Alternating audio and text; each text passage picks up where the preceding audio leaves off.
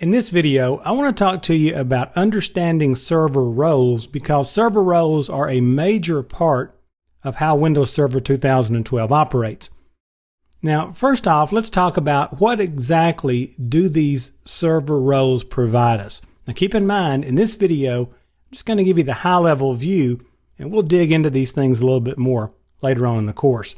Now, in a smaller environment, we don't think about these things a whole lot. We may have a single server and it is our domain controller. It manages our DNS, our DHCP, the file server, and it might even do some more things.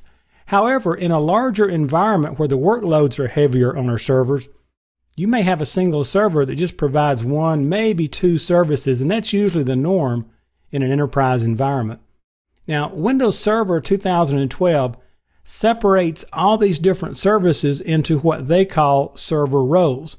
And every Windows server that you set up can implement as many of these server roles or as few. And this is a major decision in server deployment because what you're actually trying to do here is match the server's functionality to the workload that you anticipate. And like most things in life, you'll have to watch this and monitor it and make sure you got it right later. Now, there are a number of common roles in the whole Windows Server family that you need to be familiar with for the exam. Now, you don't have to know everything about these, but just be familiar with what they are and what functionality they provide. First up is the domain controller. Now, this guy provides Active Directory services to the domain, and it is one of the most intensely used services on a Windows network. So you don't want to load too many things on there with the domain controller if it's a very big network at all. Next up is the DNS server role.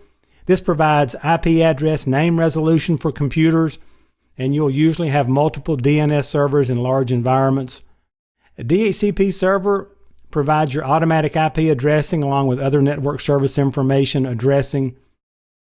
Then the Win server, watch this one on the exam. You only need a Win server if you have legacy applications in your network, and they require a Win server to translate their NetBIOS names to IP addresses.